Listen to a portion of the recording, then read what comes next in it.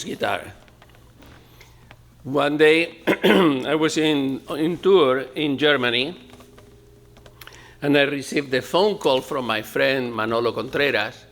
And Manolo said, I've made you a guitar, and this one, no one in the shop has touched it except me. This is completely made by me, because every once in a while, I have to show how completely you have to be 100% on, and that everything I demand of my makers is because I demanded of myself. And I made that guitar, and I want you to have it.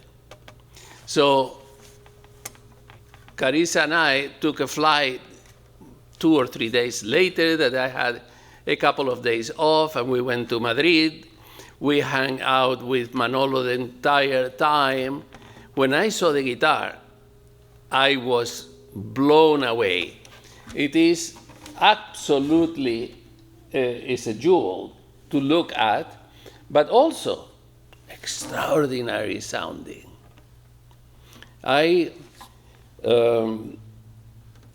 This has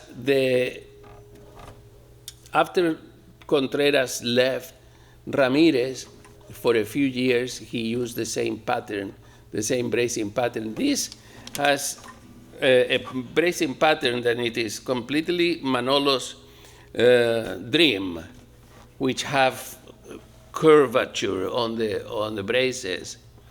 And in this guitar, it works amazing and incredibly powerful. I took this guitar on tour, and I was touring with this and with La Wonderful. And there were many times when I chose this guitar over La Wonderful. One instance was in Copenhagen. I was playing with a string quartet. And for some reason, in that concert hall, this guitar the guitar was made for that concert hall. It's the big concert hall in Copenhagen. And the concert hall was made for her. So I've played her in many, many concerts, because Manuel Contreras used to love to travel and to surprise me. And so many times I would get out of the airplane and go into the airport, and there would be Manolo waiting for me. Rome, London, all over Paris, many times. So I love this guitar, and I brought it one day in one of the classes that I was teaching at UC San Diego. I had a student a wonderful player, Hogan. I cannot recall his last name, but Hogan